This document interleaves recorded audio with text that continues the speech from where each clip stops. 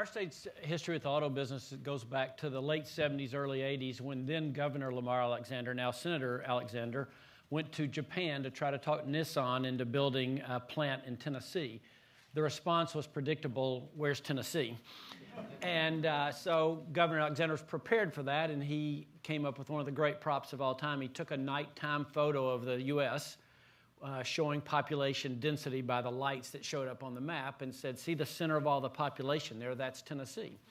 And that got their attention, and Nissan ended up building a plant in Tennessee, which became the first of 3 manufacturers. Later, GM built what was originally their Saturn plant in Middle Tennessee, and then several years ago, Volkswagen built down in Chattanooga.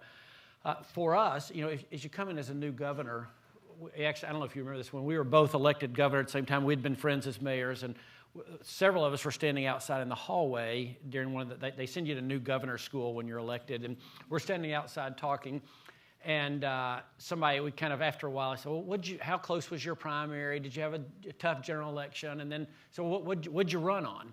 We all kind of, after a little while, sheepishly admitted that we were going to be the jobs governor. And so we realized that all 30-plus new governors at that point in time were going to be the jobs governor. The point of that is it's obviously a very competitive world out there. In a competitive world, you try to figure out what are your strengths. And so you can go try to be all things to all people, or you can say, you know, we're not bad at this. And so I came in and saw that we had developed a solid auto business with a great supply chain. Like I said, about 70% plus of our jobs in the auto industry are not from the 3 manufacturers, but from all the parts or all the related suppliers. And so we decided to renew our focus there. Again, I think you compete where you have an asset and an advantage that you can use, and where there's a lot of continuing benefits. And mayors and governors love to, you know, trumpet job creation announcements, but the truth is all 500 job announcements or 1,000 job announcements are not the same.